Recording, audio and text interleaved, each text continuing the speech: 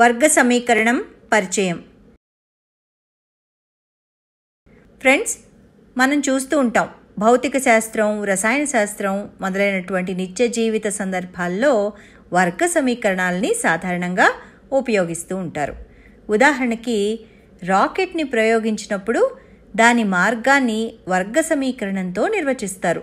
ఉపగ్రహ డిష్ గొడుగుల ఆకారాలు, గ్రహాలు, చంద్రుడు వంటి ఖగోళ వస్తువుల కక్షా మార్గాల ఆకారాలు వర్గ సమీకరణాలతో నిర్వచింపబడతాయి. రేఖీయ చలనంలో త్వరణంతో కదులుతున్న ఒక కారు ప్రయాణించిన దూరాన్ని కొలవడానికి ut + ½ అనే వర్గ సమాసాన్ని ఉపయోగిస్తారు. వర్గ సమాస మూలం ఆ వర్గ సమీకరణానికి సాధన అవుతుంది. విపర్యయం కూడా సత్యం. కాబట్టి వర్గ సమీకరణాల గురించి తెలుసుకోవడం చాలా ముఖ్యం. మనం ఒక ఉదాహరణ తీసుకుందాం. రజత్కు ఒక దీర్ఘచతురస్రాకార తోట ఉంది.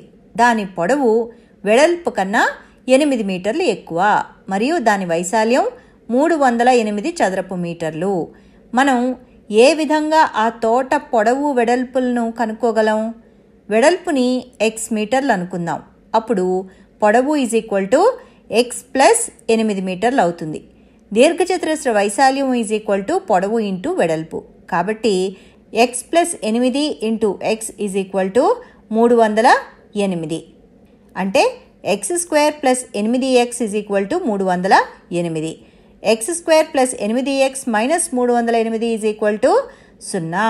ఇప్పుడు ఈ సమీకరణం p(x) 0 రూపంలో ఉంది. ఇక్కడ p(x) ఒక వర్గ సమాసం. కారణం పరిమాణం 2. కాబట్టి p(x) 0 అనేది ఒక వర్గ సమీకరణం.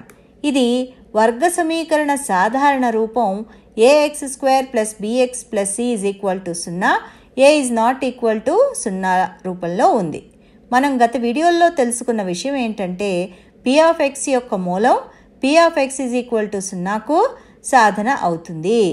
వర్గ బహుపదికి గరిష్టంగా 2 మూలాలు ఉండొచ్చు.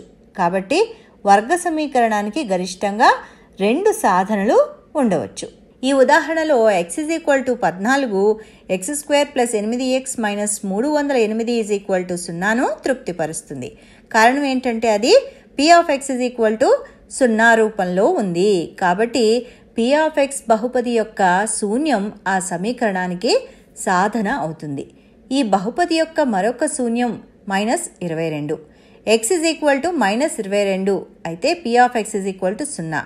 కాబట్టి x -22 సమీకరణాన్ని తృప్తిపరుస్తుంది.